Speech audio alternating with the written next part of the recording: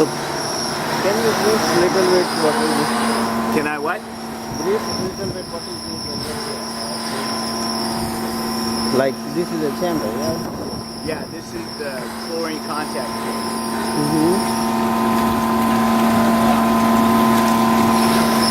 This is the final stage.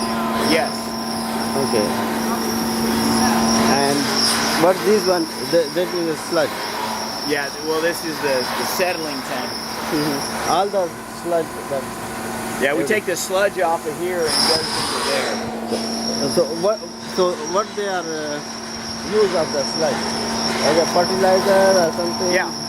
They mix with some other ingredient with the soil. Right. Right.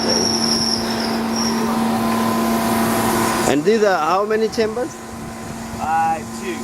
Right. So the first. That's the first chamber, bioreactor. This is the second bioreactor, final settling tank, and then the chlorine contact tank. Okay. So how much every day? How many gallons this is cleaning? Anywhere between 25,000 to 35,000. It all depends on the density of the sewage. All right. But this sewage is already clean, or just is directly coming from the source? We get the same sewage that they're getting. All right.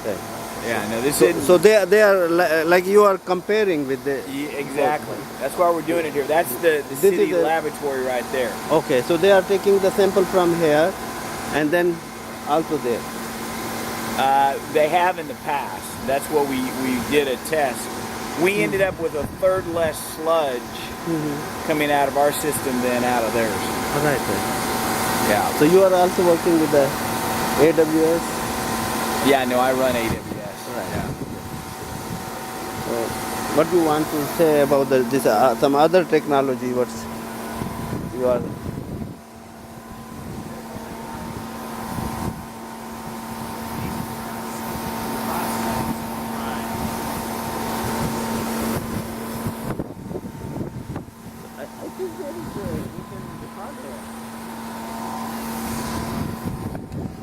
This is a sludge, yeah? Yeah. So how many gallons they are cleaning now? What's that? How many gallons they are cleaning now? One per second. day? I'll calculate that for you.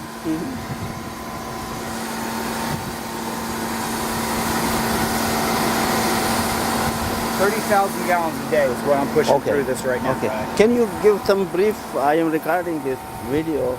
Can you give about the plant some basic information? That's what this is a plant, and we are Sure. You Yeah, want me so to I- start at the front and go to the back? yeah. Okay.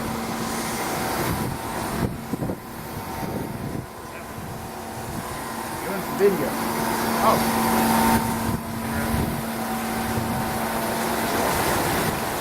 Right here is where we have the city water coming in. You want to get a shot of seeing the quality of that.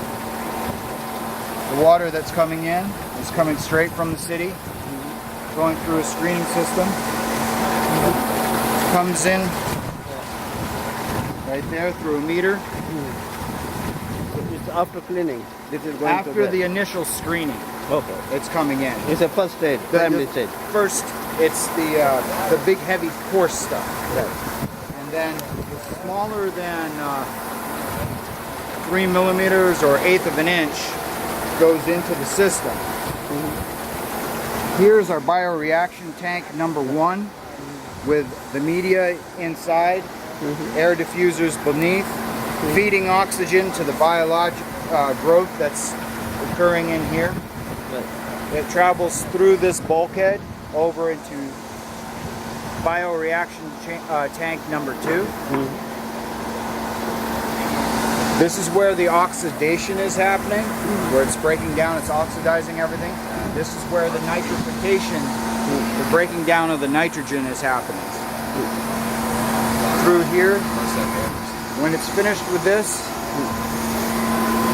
the unit, the flow comes over to this tank right here, which is our final settling tank, through a stilling well to slow down the flow. The heavy solids settle to the bottom, lighter solids hang out on top, get stopped. The clean water passes underneath the weir and cascades over into our weir.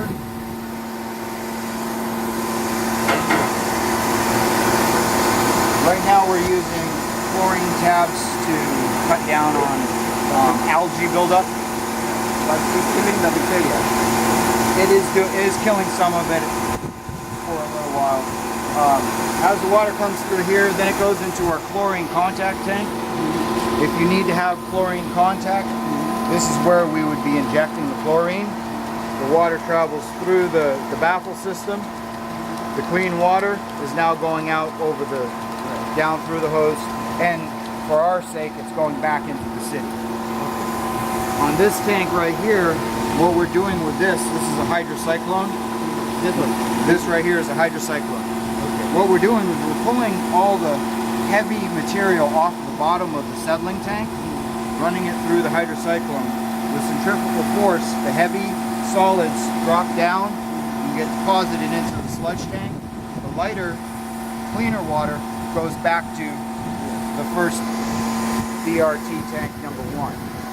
So we're recycling water, we're maintaining everything that we have, but taking some of the heavy solids out of this and anything that might be floating increases the water quality at the back end.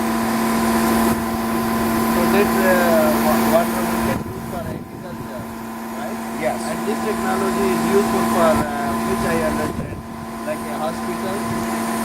We also have the Big colonies, yes, like a school, yes. compound, playground. With this unit working 30,000 gallons a day at the rate it's working right now, can be more than able to take care of a small community of a few thousand people. So what's the difference of the other technology and this technology?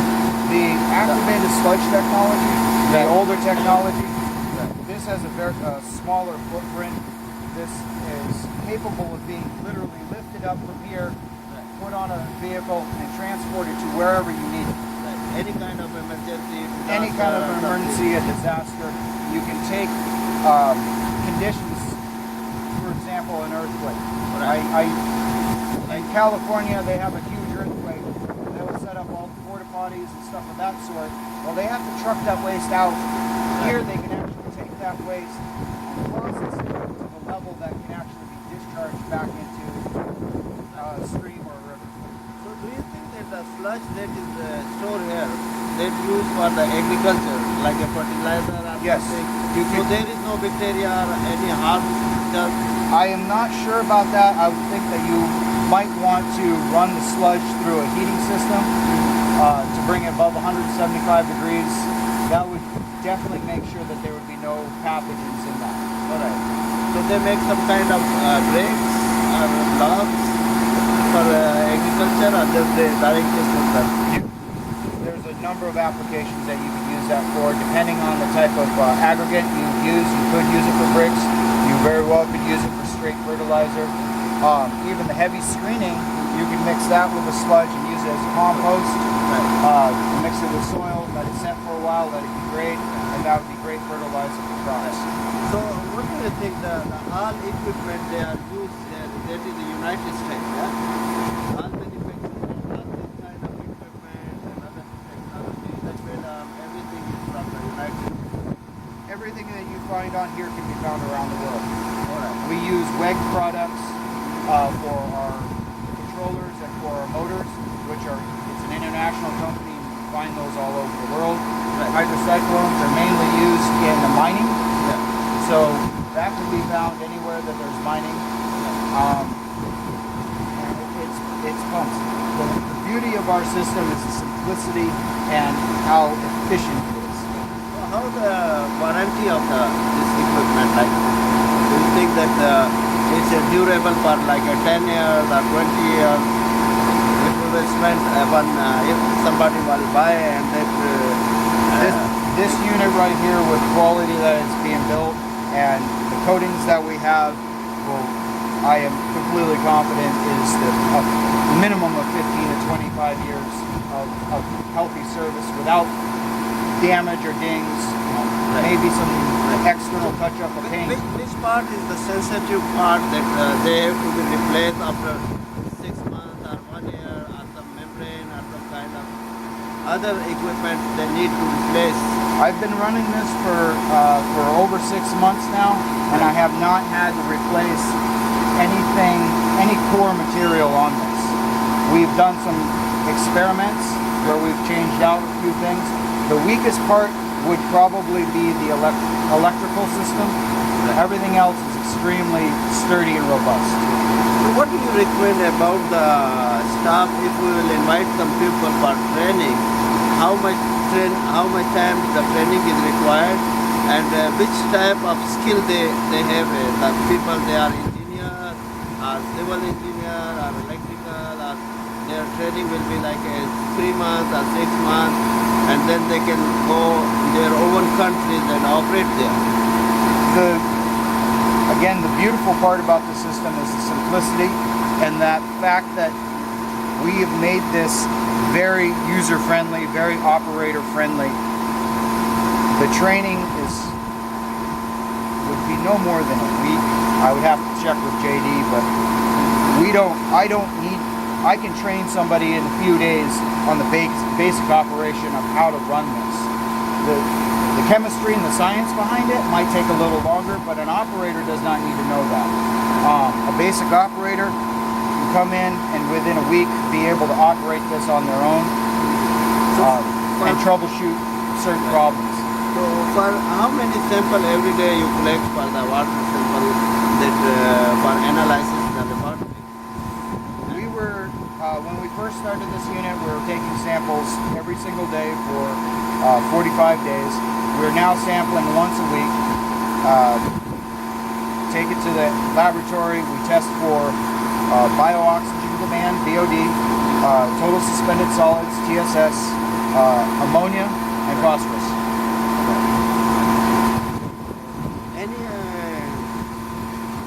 Any new thing which is you developed in this like electricity? Many developing countries have a 220, and in America we are using a 110. So We have this is running by the 110. Yeah? no. This is actually running on 440 volt right now. Standard industrial volt. But we also have a unit that we have back at our shop that is going to be running at 220. Changing the voltage and the electrical power is not a huge concern because you can find the same motor that was 60 hertz, 240, 440, or 50 hertz, 220 that would provide the same. That's my last question. That is the environmental organization like EPA or some other organization have approved this technology? They are in process? Or Yes, we have been approved by the Texas Environmental